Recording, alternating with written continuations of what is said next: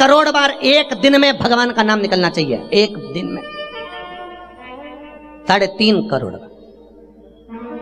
इसलिए मेरे वल्लभ कहते हैं तुम घर में स्नान नहीं कर सकते साहब, इसलिए हमारे यहाँ पुष्टि मार्ग में कहा जाता है कि वैष्णवों की वार्ता करो, सत्संग करो, वार्ता जी पढ़ो। वार्ता पढ़ोगे 4-5 लोग मिलके बाँचोगे, स्मरण करोगे, यमुनाष्टक का पाठ करोगे, भजन करोगे, कीर्तन करोगे, कथा सुनोगे, सत्संग करोगे, भागवत में जाओगे, कहीं सत्संग में पहुंचोगे, गुरुजन के चरणारविंद में बैठकर सत्संग का जब लाभ लोगे तो लाभ लेने पर बीच में अगर कहीं कीर्तन आ गया, कीर्तन में गाते गाते जब ताली बजेगी तो कीर्तन टूटेगा, टूटेगा तो कण कण फैलेंगे, फैलेंगे तो 3.5 करोड़ रोम छिद्र में वो भगवान का नाम प्रवेश कर जाएगा और एक दिन में तुम्हारा 3.5 करोड़ बार जा। हल्की फुल्की नहीं, आज पूरा स्नान करके जा रही हूँ, बिल्कुल आराम से चित्तवृत्ति में वो रम जाए पूरा।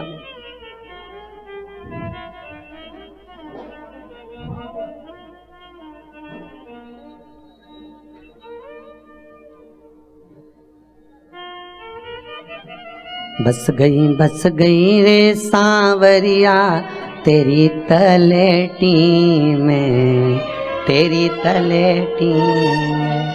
कितने किस्मत वाले हो, आज आपको जो कथा सुनने को मिल रही है वो गोवर्धन नाथ जी की तलेटी में मिल रही है। सामने बैठे गोवर्धन नाथ, भले भाव के बनाए हैं, भले मानसिक, हमारे यहाँ तो मानसिक सेवा का भी प्रमाण है। तो भाव के अगर गिरिराज जी बसे हुए हैं, सामने विराजमान है, मानसी गंगा दुधारी शिला सब बनाई है यहाँ पर, तो जब सब बनाई है तो आप कहाँ बैठे हो? अरे बोलो तो जम के तलेटी। घर के लोग पूछे कहाँ गई थी, तो कहना गोवर्धन गई थी। तो क्या अभी तो गई थी तू 4 बजे? तो के यही तो किस्मत की बात है, दुनिया के लोग जतिपुरा जाए, जतिपुरा वाला इंदौर आ जाए, बस यही किस्मत है, यही सबसे बड़ी बात है। दीन बंधु दयालु दया कीजिए, जो दोनों हाथ उठा के राधे राधे नहीं बोले उसे उठा लीजिए, बोलो राधे। मतलब पक्का हो गया, अभी तुम जाना नहीं चाहते? हाँ, कहा करोगे जाके भी, भगवान का भजन करो, कीर्तन करो, नाम जाप करो। मनुष्य की देह में लिए महाराज भगवान बोले मुझे जाना है। हनुमान जी आपने मुझे बीच मार्ग में क्यों छोड़ दिया? ये आपकी गलती है हनुमान। हनुमान जी बोले भैया श्राप मत दे तो रुक, मैं आता। हनुमान जी महाराज राम जी के पास में गए, राम जी से विनती करी इस गोवर्धन का क्या करें। राम जी बोले चिंता मत करो, तुमने रख स्वयं ठाकुर तुम्हारे नजदीक। बहुत ध्यान देना महाराज, दुनिया के लोग सोचते हैं कि हम ठाकुर जी की सेवा करते हैं, हम ठाकुर जी से लाड़ लड़ाते हैं, हम ठाकुर जी का स्नान कराते हैं, हम ठाकुर जी को श्रृंगार धराते हैं, हम ठाकुर की सेवा में लगे हैं। ये तुम्हारा भ्रम है। 10 बार बोलते हो।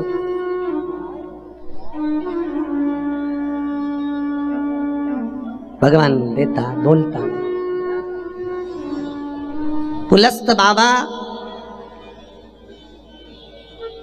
सीधे द्रोणागिरी के पास में पहुंचे।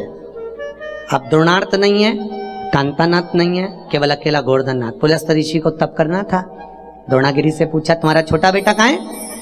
द्रोणागिरी जी बोले वो हनुमान जी लेकर गए हैं। जिस समय पर पुलस्त ऋषि द्रोणागिरी के पास से गए गोवर्धन नाथ जी को लेने के लिए, उस समय गोवर्धन नाथ जी से मिलने के लिए गोवर्धन नाथ जी की माता जी पहुंची हुई थी। माता की गोद में गोवर्धन नाथ जी बैठे थे, स्नेह कर रहे थे। इतने में पुलस्त ऋषि ने कहा हमको आपका पुत्र चाहिए तप करने के लिए। माँ तो माँ थी, सेवा के प्रति समर्पित थी, ले जाइए, ले जाओ। पुलस्त ऋषि जब लेकर चले तो भगवान को अच्छा नहीं लगा। गोवर्धन नाथ जी ने मन में सोचा मेरी माता के गोद से उठाकर ले जा रहे हैं मुझको। सुनो पुलस्त बाबा, तुम लेकर भले चलो, मना नहीं है, पर जहां तुम मुझे रख दोगे मैं उठकर नहीं जाऊंगा। पुलस्त ऋषि ने कहा इतना छोटा होकर इतनी मोटी बात करता है, इतनी बड़ी बात? अच्छा, जितनी भी छोटी मोटी बात करते हैं ये छोटे ही करते हैं, बड़ा तो बेचारा सीधा साधा मर्यादा में रह जाता है। मर्यादा। राम जी जब जनकपुरी गए थे पहली बार, तो जनकपुरी में राम जी ने अपनी निगाह नीचे रखी थी, ऊपर नहीं रखी। इसलिए जनकपुरी में आज भी बिहारी जी का मंदिर में आंखें राम जी की नीचे है, क्योंकि ससुराल में आंख नीचे थी। तो वैसे भी ससुराल में हमेशा नीची निगाह से चलना चाहिए दादा, बहुत ध्यान रखें। हमारा खुद का देखा हुआ है, हमारा घर नमक चौराहे पर सीहोर में, हमारे सामने वाली लाइन में ब्यूटी पार्लर लड़ पर देखता देखता चल रहा था, सामने गोबर पड़ा था, फंस गया। इसलिए ससुराष्ट्री नीचे दारों साहब, बहुत ध्यान रखकर, बहुत ध्यान। अब राम जी मर्यादा में थे इसलिए दृष्टि नीचे थी। इस जगह पर हमारे कन्हैया जी होते तो निशानी लगा के ऊपर चढ़ जाते। अपने यहाँ पर पैसे का चंदा होता है, मक्खन का चंदा। कन्हैया जी टोली बना कर गए, एक सखी के यहाँ पहुंचे, काकी काकी बोली क्या है, फिर आ गया तो नहीं, मैं आपकी बार ऐसे ही नहीं आया, अपने अयोध्या के पंडावन आ रहे हैं पूरे वृंदावन में। अच्छा, तो उनको भोजन कराना, ले जाए एक मटकी माखन, एक मटकी माखन, सबकी यहाँ से माखन की मटकी भर भर के लिए आए। बस शाम को आएंगे, कहाँ आएंगे तो कि गोवर्धन पे आएंगे। वो सखी इतनी उस्ताद, सबको इकट्ठा करके गोवर्धन चली गई शाम के टाइम। एक भी अयोध्या का पंडा नहीं मिला, एक भी। और जितनी माखन की मटकी ले गया था सब गोवर्धन नाथ जी के चरणों में रख दी, सब इधर उधर सा चारों तरफ। तो सखियों ने कन्हैया को बुला के कान पकड़ के पूछा, अयोध्या का पंडा तो दिख ही नहीं दिया। कन्हैया बोले, इतना सारा बंदर खाता हुआ नहीं दिख रिया, तो बदल के आया है, रूप बदला बड़ा।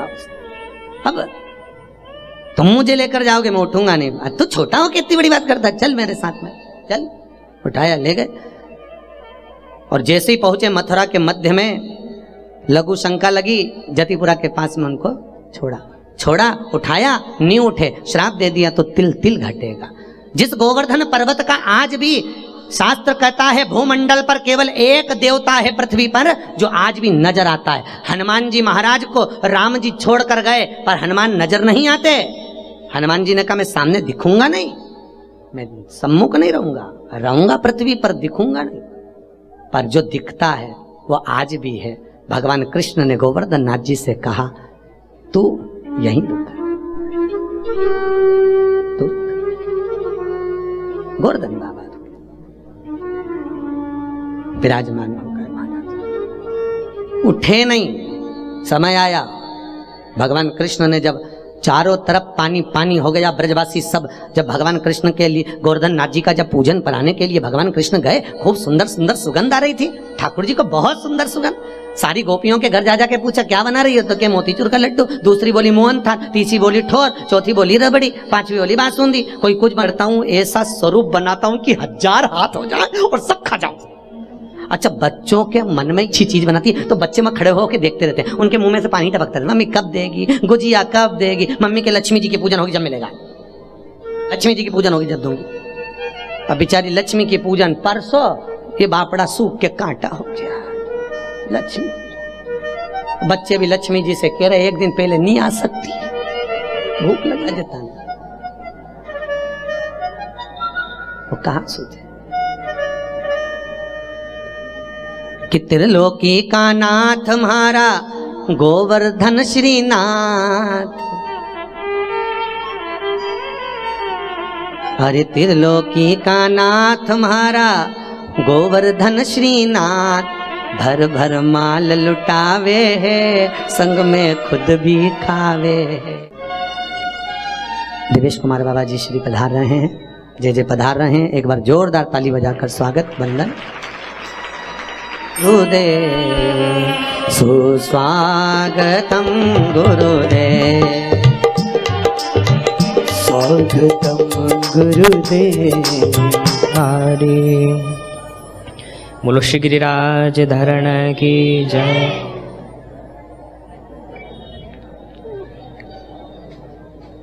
परब्रह्म परमात्मा पूर्ण पुरुषोत्तम सच्चिदानंद प्रभु श्रीनाथ जी श्री कृष्ण परमाराध्य हरिदास वर्य श्री गिरिराज श्री गोवर्धन के युगल चरण कमलों में हम सभी दंडवत प्रणाम करते हैं।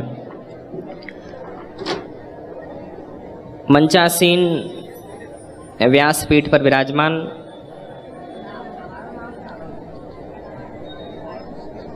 हमारे तात चरण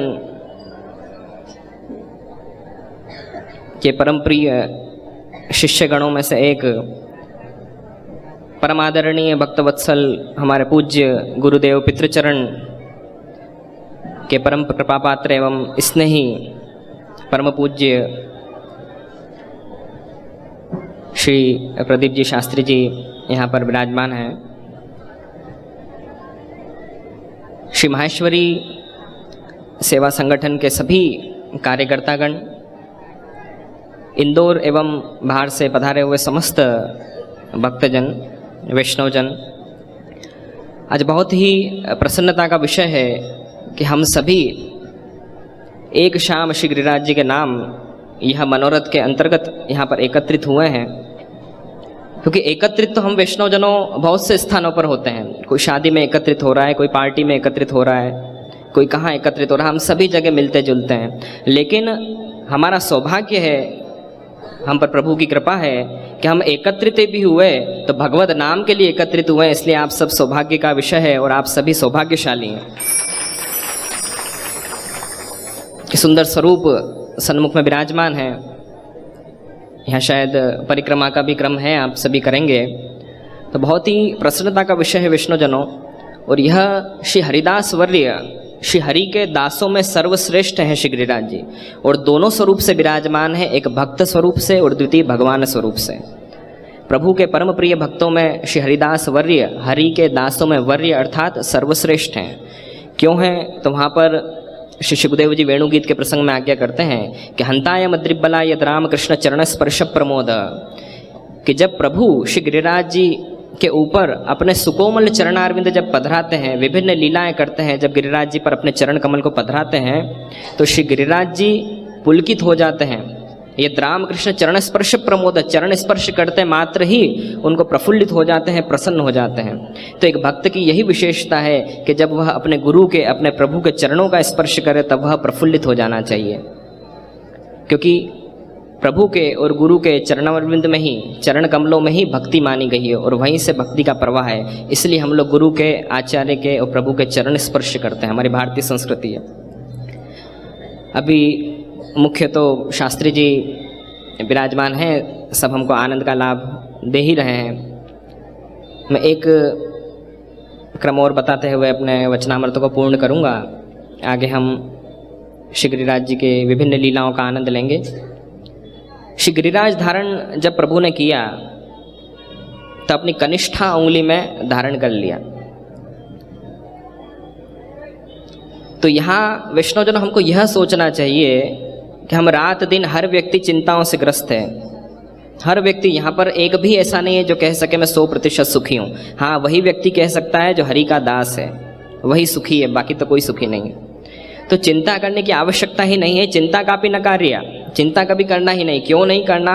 क्योंकि सोचिए कि जिस परब्रह्म भगवान ने एक कनिष्ठा उंगली में जब साक्षात गिरिराज जी को धारण कर लिया और धारण करने के बाद हिले डुले और गिरे नहीं वह गिरिराज जी, तो सोचो उस प्रभु ने आप वैष्णवजनों का तो साक्षात पूरा हाथ पकड़ रखा है, तो हमें किस चिंता की आवश्यकता है। हमारे यहाँ ये आज्ञा है कि प्रभु जीव का हाथ पकड़ लेते हैं और फिर वह जीव छुड़ाना चाहता है तो भी प्रभु उसको नहीं छोड़ता है।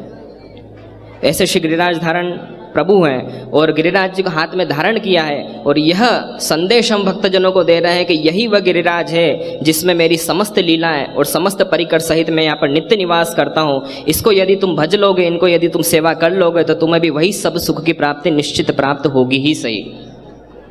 यह हमको संदेश दे रहे हैं। तो बहुत ही प्रसन्नता हुई और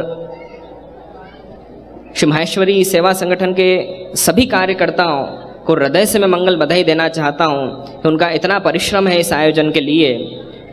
हमारे लच्छू जी और सभी का बहुत ही आग्रह रहा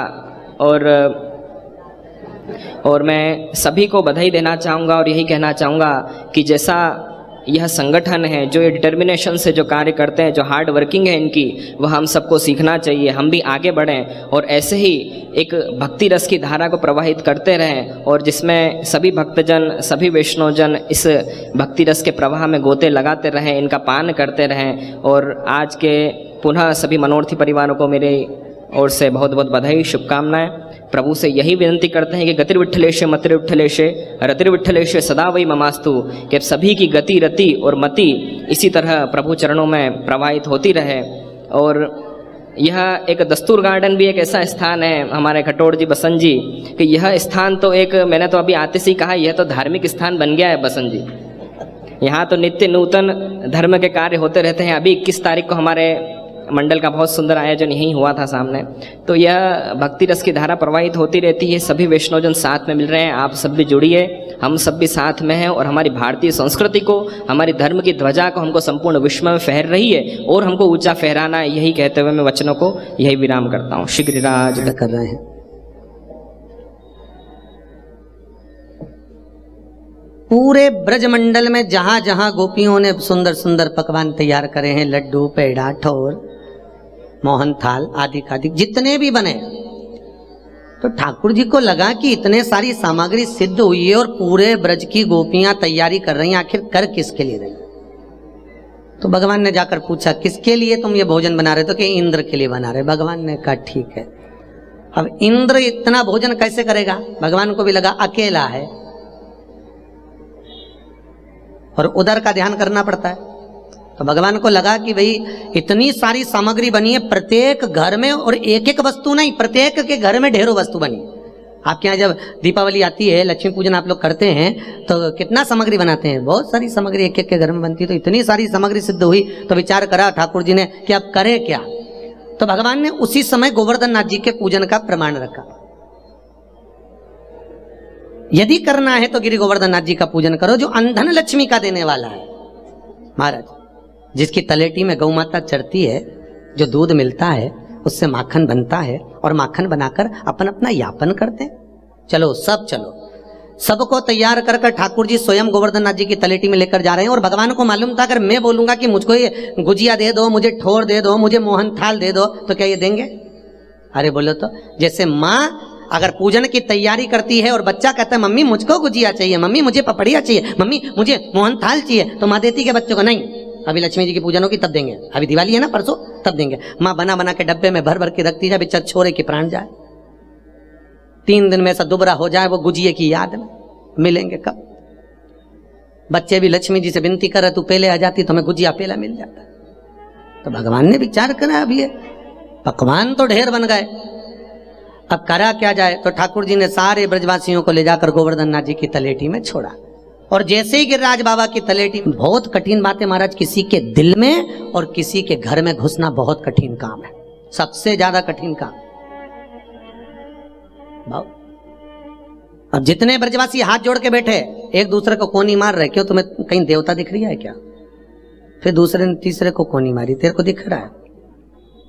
आखिरी में एक ब्रजवासी ने दूसरे ब्रजवासी से कहा, इस गोवर्धन पर्वत में से, इस शिलाओं में से क्या भगवान प्रगटेगा? इंद्र होता तो खा कर जाता, पा कर जाता, पर इसमें से कौन निकलेगा? इतने में भगवान कृष्ण ने तुरंत गोवर्धन पर्वत के सम्मुख में बैठकर ठाकुर जी के चरणारविंद की ओर देखकर भगवान गोवर्धन नाथ जी से विनती करी, ठाकुर आप स्वयं मानो तो गंगा माहू, ना मानो तो बहता पानी। ये आपके ऊपर है।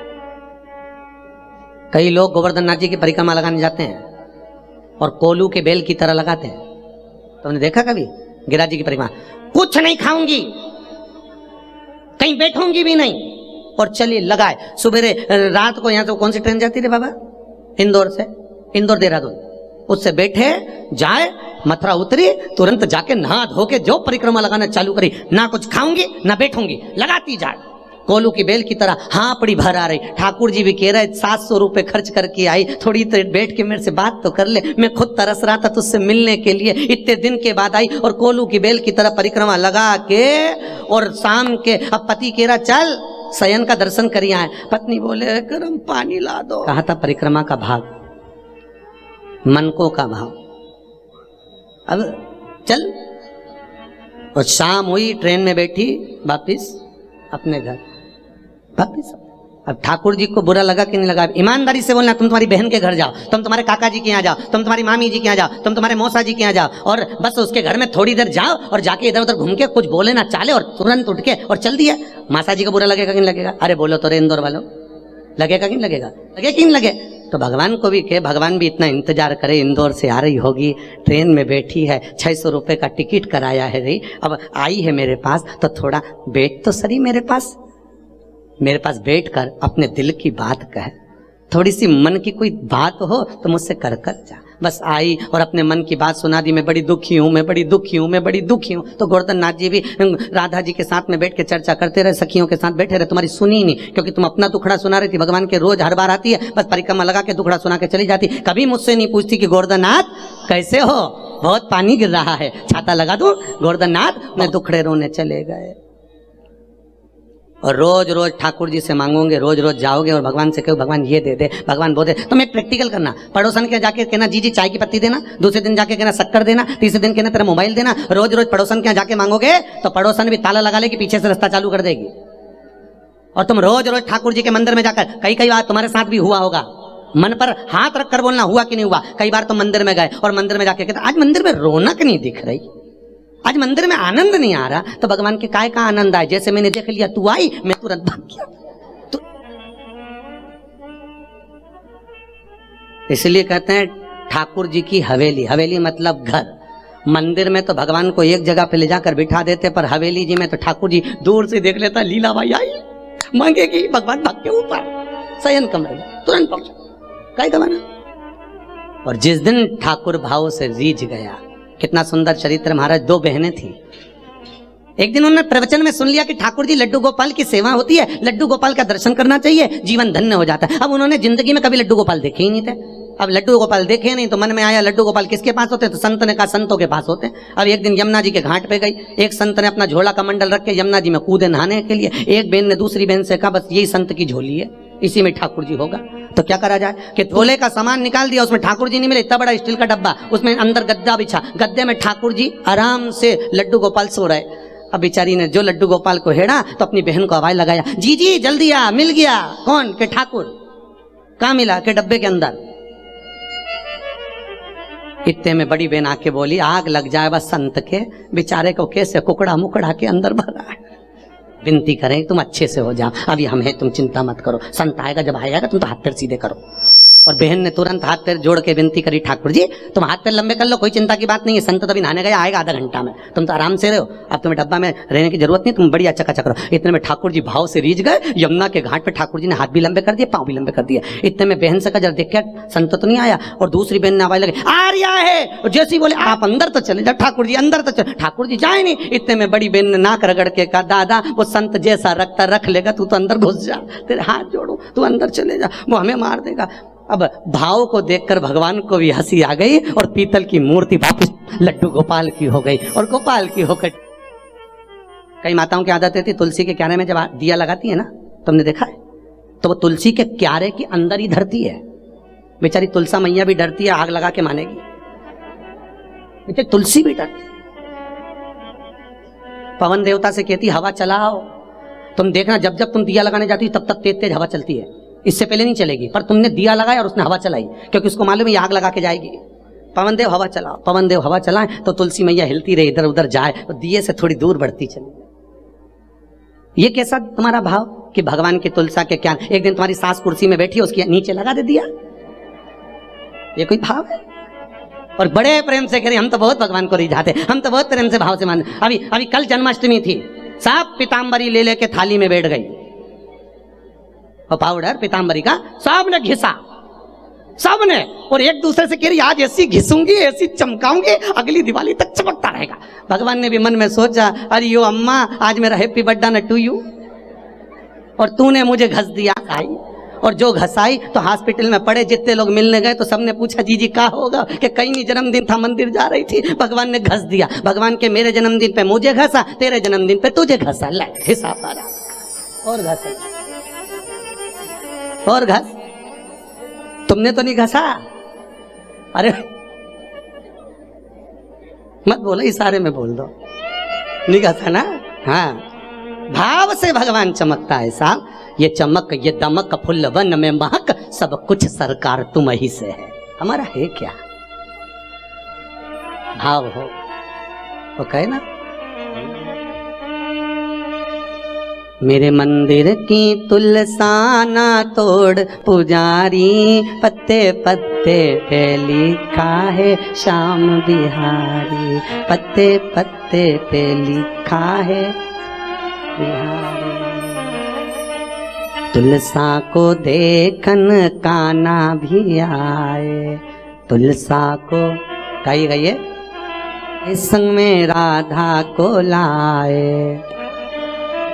झुक गई क्यारी, राधा को झुक गई क्यारी, पत्ते पत्ते पे लिखा है श्याम बिहारी, पत्ते पत्ते पे लिखा है लेकी तुलसाना तोड़ पुजारी, मेरे गमले की तुलसाना तोड़ पुजारी, पत्ते पत्ते पे लिखा है श्याम बिहारी, पत्ते पत्ते लिखा है श्याम बिहारी, पत्ते पत्ते पे लिखा है श्याम बिहारी। भाव से दोनों हाथों से